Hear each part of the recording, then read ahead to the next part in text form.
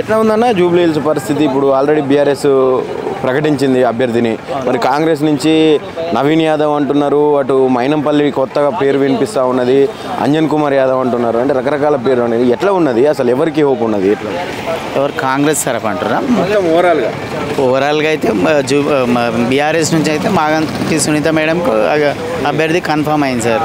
ఇక కాంగ్రెస్ వాళ్ళు అంటే వాళ్ళు రోజుకొకరు పేరు చెప్తా ఉన్నారు. ఈరోజు కొత్తగా మైనంపల్లి పేరు కూడా వినిపించింది. ఈ దసరా తర్వాత ఏదో ఆయనకే ఖరారు కావచ్చు అని అట్లా. ఇక మిగతాది అయితే ఐడియా లేదు సార్. ఇక అభివృద్ధి అంటే ఇప్పుడిప్పుడు వాళ్ళు ఏదో అన్ని శంకుస్థాపనలు అంటూ చేస్తున్నారు, ఓపెనింగ్ చేస్తున్నారు. అది అంతే, ఇప్పటిదాకా అయితే చేసింది ఏం లేదు. అంటే మొన్నటిదాకా వాళ్ళు లేరు కదా. 2 years అయింది, 20 నెలలు 21 నెలలు అవుతుంది, కానీ ఇప్పటిదాకా అయితే ఏం కాలే. ఇప్పుడు ఈ బై ఎలక్షన్ వల్ల ఏమన్నా చేస్తారేమో అంతే. అది ఇప్పటి వరకు ఏం చేసింది అసలు? 22 నెలలు అవుతుంది కాంగ్రెస్ పార్టీ వచ్చిన తర్వాత. మార్పు అని ప్రధానంగా వచ్చిండ్రు, కాంగ్రెస్ని తీసుకొచ్చారు. ఎలాంటి మార్పు వచ్చింది? ఏంది జూబ్లీ హిల్స్ పరిస్థితి? జూబ్లీ హిల్స్ పరంగా అయితే ఎక్కడ ఏం కాలేదు సార్. సిటీలో ఎక్కడైంది చెప్పండి? జూబ్లీ హిల్సే కాదు, సిటీలో ఎక్కడైంది? సిటీలే కాలేదు. ఇప్పుడు మీరు మాదాపూర్ వెళ్ళి చూడండి, ఆ కేబుల్ బ్రిడ్జ్ మీద లైట్లు పనిచేసి చక్కగా. ఆ ట్రాఫిక్ జామ్ చూడండి, మాదాపూర్లో గుంతలు చూడండి, ఇక్కడ గుంతలు చూడండి, రైమన్ నగర్ ఏంది, కార్మిక నగర్ ఏంది, ఎక్కడ వెళ్ళినా మీకు ట్రాఫిక్ జాము, గుంతలు, ఈ లైట్స్ లేకపోవడం ఇవే ఉంటాయి. వాళ్ళు చేస్తున్నది ఇప్పుడు అది అన్నది చేయాలి ఈ బై ఎలక్షన్ వల్ల. కనీసం ఆ ఓట్లు రావాలి, అది రావాలంటే ఆ సెకండ్ ప్లేస్ కోసం మనం ప్రయత్నించాలి కదా. అంటే ఎవరు వచ్చే పరిస్థితి ఉంది ఇప్పుడు?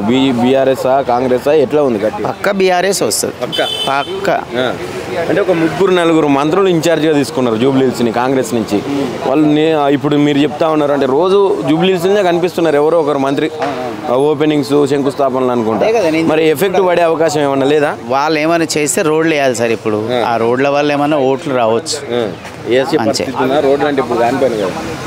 ఇప్పుడైతే కావు కదా. ఇప్పుడు ఈరోజు జేసీబీ పెట్టాగానే 15 రోజులు రాదు. దసరా తెల్లారో ఏదో నోటిఫికేషన్ అంటారు, అయిపోతుంది. ఆ తొవ్విన గుంత ఆపాలి కదా. ఏమనంటే అయ్యో మేము రోడ్ వేద్దాం అనుకున్నాము, ఎలక్షన్ కోడ్ వచ్చిందని చెప్తారు, అంతే కదా. ఇప్పుడు అదే స్ట్రెంత్, అంతకు మించింది ఏముంది? చేసి ఈ పాటికి చేయనుండే. ఇప్పుడు ఆల్రెడీ మాగంటి సార్ చనిపోయి 2-3 నెలలు అవుతుంది. ఈ 2-3 నెలల నుంచి చేయనుండే, కనిపిస్తుండే కదా, చెప్పుకోవడానికి ఉంటుండే కదా. ఇప్పుడు చేస్తున్నామని ఇప్పుడు జేసీబీలు పెట్టడం కన్నా అది. అంటే ఇప్పుడు ఎలక్షన్ స్టంట్లు అనుకోవచ్చా ఇవన్నీ? ఓపెనింగ్లు, ఈ ప్రారంభాలని ఇప్పుడు దీన్ని బట్టి అంతే అర్థమవుతుంది కదా సార్. ఇప్పుడు చెయ్యాలంటే 20 నెలల నుంచి చేసేవాళ్ళు కదా, చేయాలంటే 20 నెలల నుంచి చేసేవాళ్ళు కదా. వాళ్ళు 20 నెలల నుంచి కాదు, ఇప్పుడు సడన్గా ఇప్పుడు ఎందుకు చేస్తారు? సరే, ఏదేమైనా ఆయన ప్రభుత్వంలో ఉన్నది. ఇప్పుడు కాంగ్రెస్ పార్టీ గెలిచే అవకాశం లేదా? ప్రభుత్వం నుంచి ప్రతిపక్షం వాళ్ళకు అంటే తేడా ఉంది కదా. రాష్ట్రం అంతా ఎరువులు తీసుకోండి, రైతుల గురించి తీసుకోండి, ఏ దాని గురించి తీసుకున్నా, బస్సు తీసుకోండి, కరెంటు తీసుకోండి, రోడ్లు తీసుకోండి, ట్రాఫిక్ డిస్టర్బెన్స్లు తీసుకోండి. మరి ట్రాఫిక్ రోడ్డు మీద పోతే చాలాను ఎట్లా ఇస్తారు అనుకుంటారు?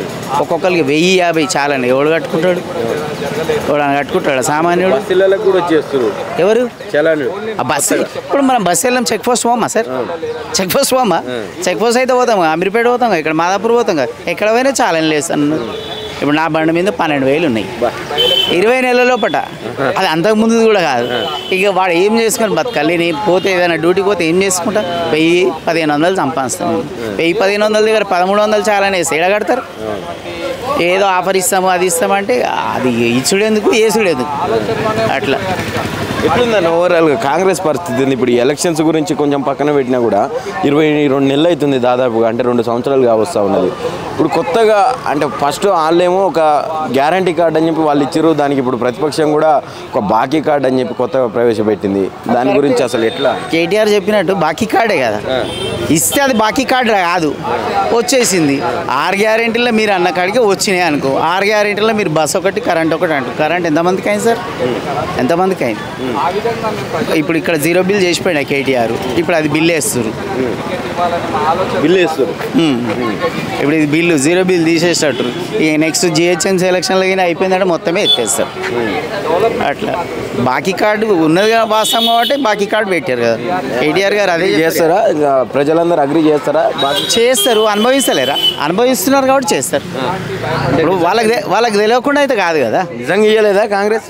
ఏది ఏమిచ్చింది చెప్పండి చెప్పండి సార్ మీరు. చెప్తా ఉన్నారు కదా మేము అన్ని ఇచ్చినాం, అసలు కాంగ్రెస్లో బాగా సంతోషపడుతున్నారు ప్రజలందరూ కాంగ్రెస్ వచ్చినాక. సంతోషపడితే ఇప్పుడు ఈ బై ఎలక్షన్లో తెలిసిపోతుంది.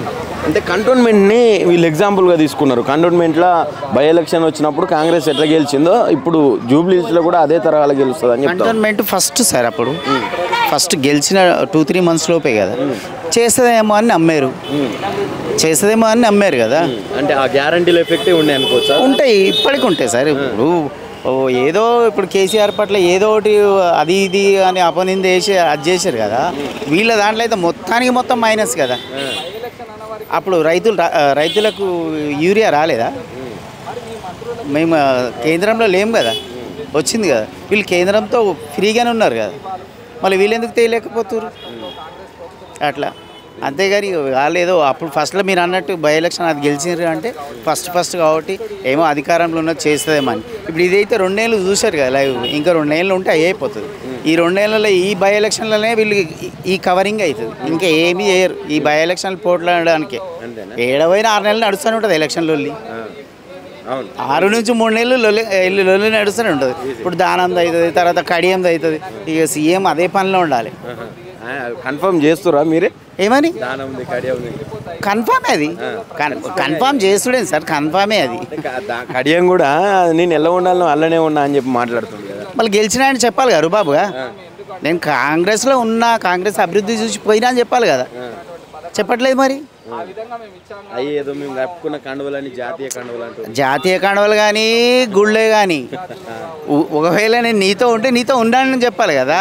మళ్ళీ లేనని చెప్తే ఏమో చేద్దాం, అంత ధైర్యం కూడా లేదు కదా వాళ్ళకు. ఏదో తప్పించుకోవడానికి ఇప్పుడు వేరే పార్టీ వాళ్ళు ఒకవేళ బీఆర్ఎస్ కేసు వేసింది అంటే వాళ్ళ దగ్గర ఆ మాత్రం ఆధారాలు లేనిదే చేశారా? ఇప్పటిదాకా బీఆర్ఎస్తో కలిసిరా వాళ్ళు.